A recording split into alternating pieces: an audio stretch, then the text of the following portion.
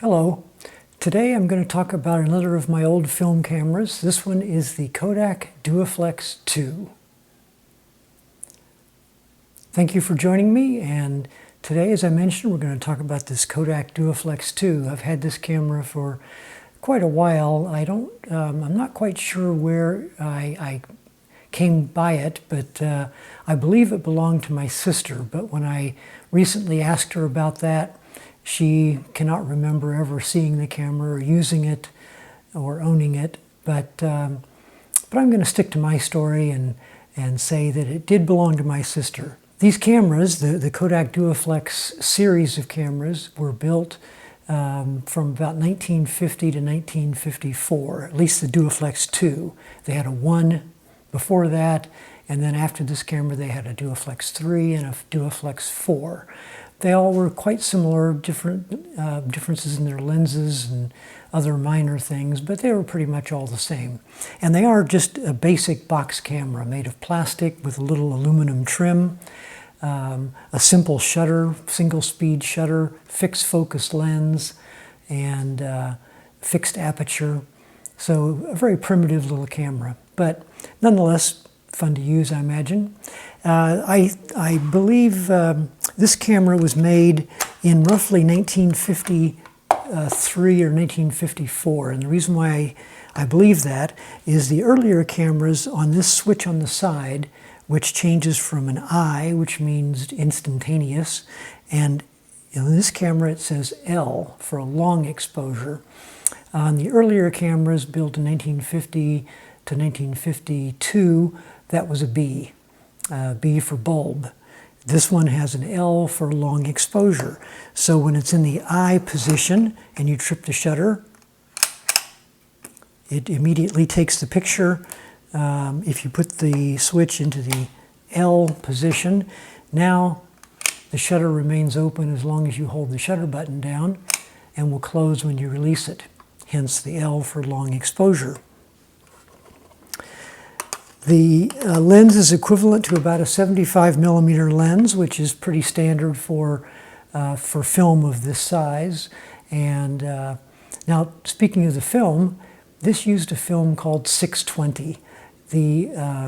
That film's no longer being made, but it's exactly the same film dimensions as 120 film, which is commonly available today for all sorts of 6 by 6 centimeter or 2 1/4 medium format cameras like Hasselblad's or other types of twin lens reflex cameras similar to this.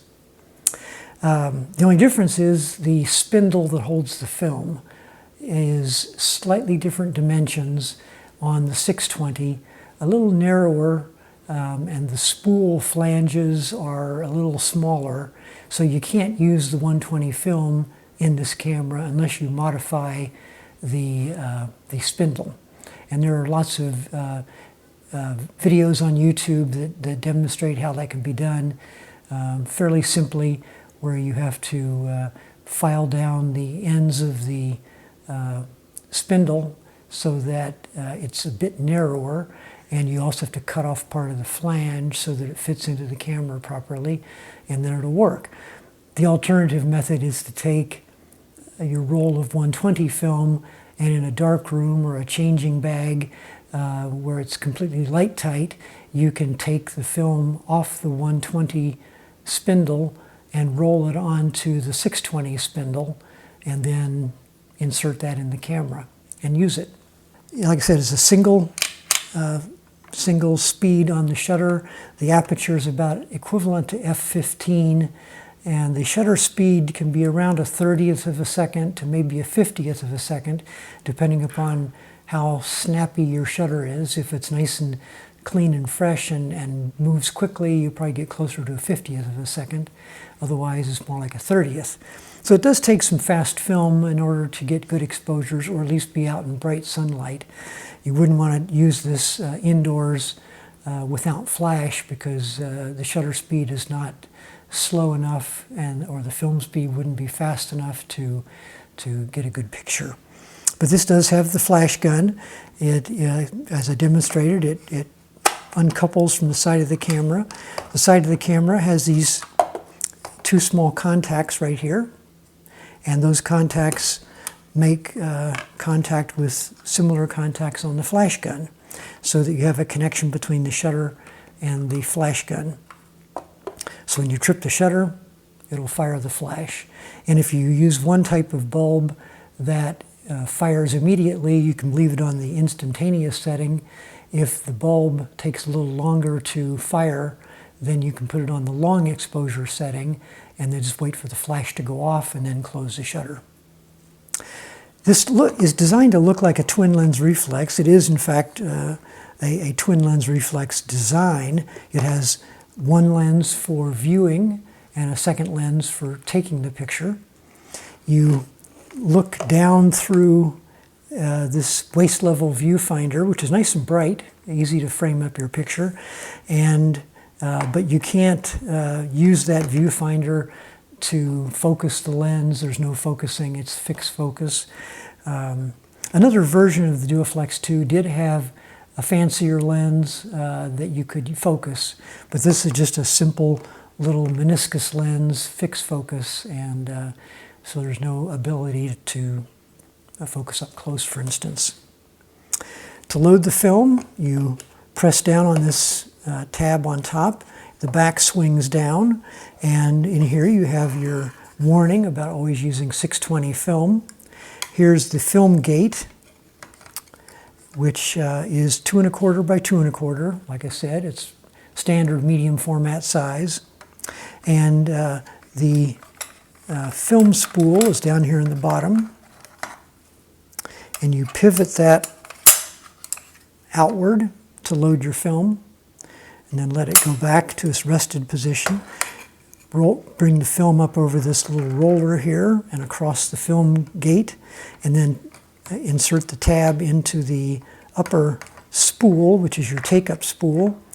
Wind it a few times to make sure the film leader is attached properly, and then close the back and snap it shut. Then you could advance the film winding knob until you get to frame number 1, which will show up in this little red window here on the back of the camera. And once you get to picture number 1, you can snap off your first exposure, and then you can advance to number 2. You'll get 12 exposures on a roll of film, just like with 120 film.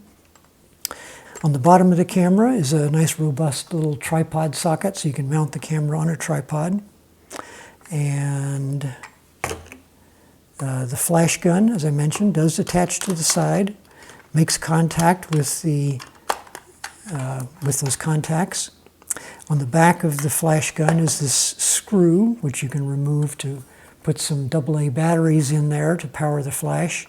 Once you've inserted your flash bulb into the socket and taken your first picture with flash, then to eject the flash bulb, you just push up on this lever.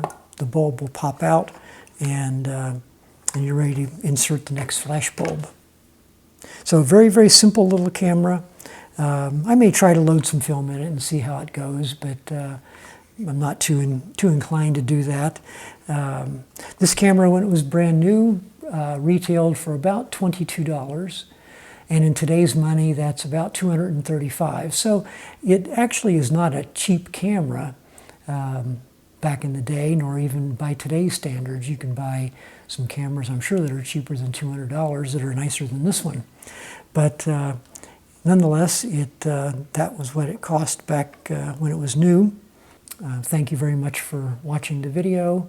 Give me a thumbs up if you liked it, and hit the subscribe button and the notification bell so you can be notified when I make new videos. Thanks again. Have a good day.